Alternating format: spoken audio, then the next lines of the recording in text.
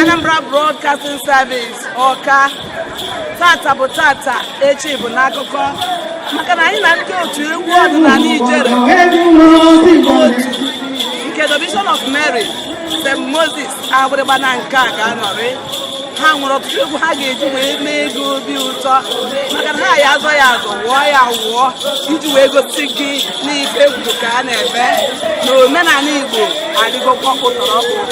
Anyị ga-eburu ụzọ tụpụtara gị egwu ha abụọ ndị gụnyere Ifeọnwụleri Igbo nakwa Ichọmma Ijere m. Ị ga-afụ ka ọ ga-esi wee daa maka na ọ ga-adị kpọkpọ. Ọ bụ gịnị ji egwu a ka anyị zọọ ya azọ wụọ ya wụọ. Hello,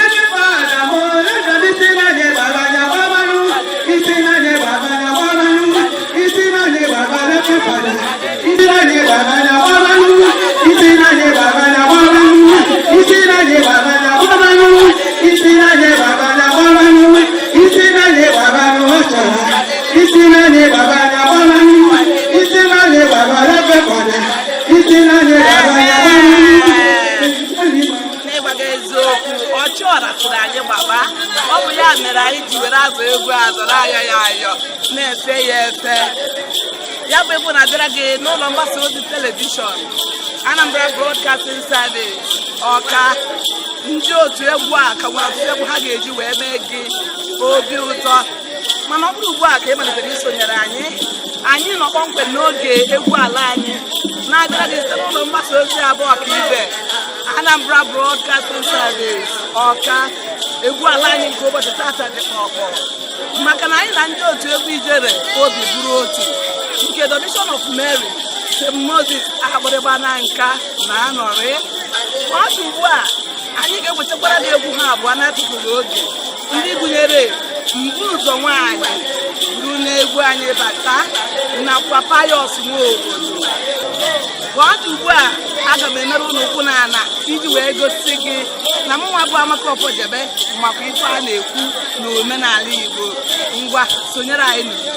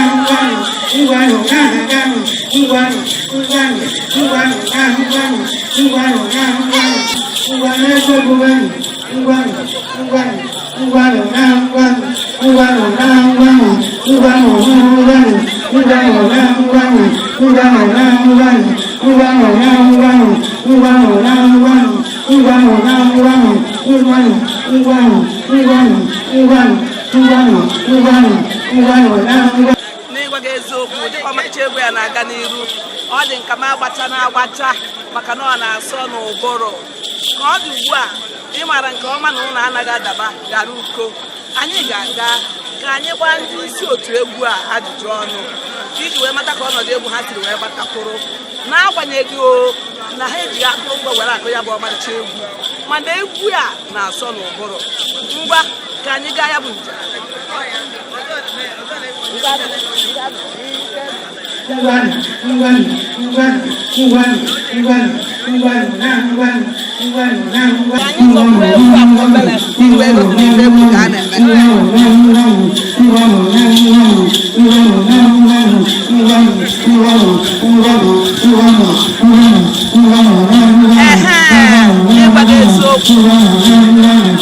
esoro ụtọ amara ekwe ngwu afọ dịka ị na-ele anya egwu asọwara agba ka ọ dị ugbu a ka anyị gbaa ndị isi otu egwu a ajụjụ ọnụ ka anyị mata ka ọnọdụ egwu ha siri wee dị. Nwaanyị ọma, egwu nke a ọ dịrọ ka tụkwụsị agwụsị ka anyị mata aha gị. Mrs. Victoria Ezefuru Ọchịagha. Kedu ebe unu siri wee bute egwu a? Egwu a egwu pụrụ iche, ihe a egwu ọdịnala. Ọ dị nna ya kụziri anyị ihe na-agba ya. Kedu arụ unu malitere egwu a? Onye mgbe nna anyị ha dị ndụ wee gbasịa wee ghara anyị egwu a. Anyị nwa wee malitekwana ọbụla na 1990 anyị bido gbakwazi egwu a wee chapụkwazie na ya. Ịma ka m na-agba gị ajụjụ ọnụ egwu a na-asọ ndịkwa ọnụ ụbụrụ mere nji ka na-aga n'iru na-agba ya n'agbanyeghị na mụ na-agba gị ajụjụ ọnụ. Kemgbe unu malitere wee gbaba egwu a o nwego ndị unu ziri egwu a? Anyị ejego pọt ngosi ndị mmadụ egwu a ebe anyị jego n'egwu ọ bụrụ ihe eji ọnụ anyị eje nnukwu ndị nke ahụ onye gbasịa ya ndị atụghị ime na-atụkwa n'ime ha ekuru nwa na-ana maka egwu a ọpụrụ iche. Dịka onye isi egwu kedu ọnọdụ gị n'egwu a? Ọnọdụ m dịka nna anyị hapụrụ anyị ya onye a ka ọ ga-esi wee na-adị dịka nọ na-alụ ya nrụsị anyị onye ọzọ ga-apụta ọ ga-alụkarị ya mụ nwa otu esi eme ya. Ịma na-ebu nne egwu zọrọ anyị ụkwụ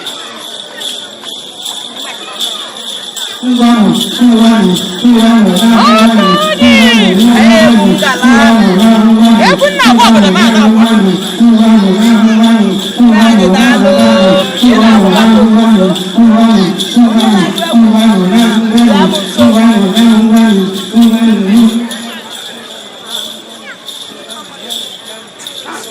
ị na-agụ egwu ọ na-asọ gị ka anyị mata aha gị.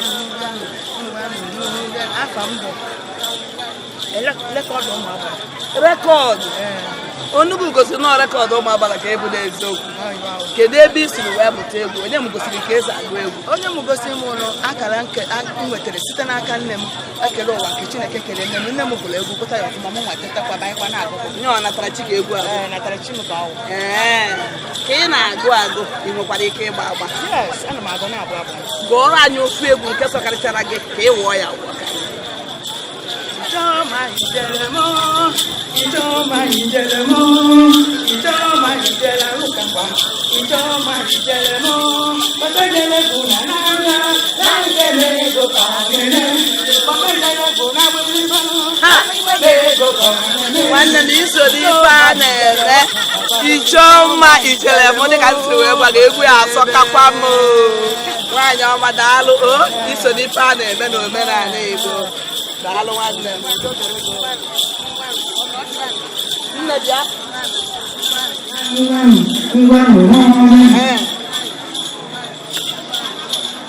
Ka anyị mata aha gị nwaanyị ọma. Afa m bụ Oriakụ Ọbachukwu Okafọ. Ị ka bụ nwatakịrị ma na-amapụkwa omenala.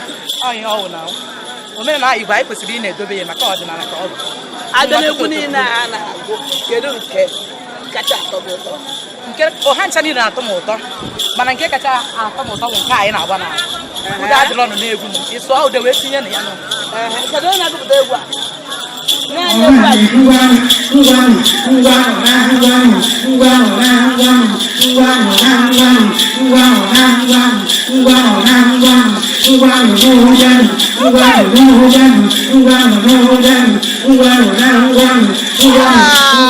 ọ bụrụ na arapụ ka ị ga-efekwa efe nwaanyị ọma daalụ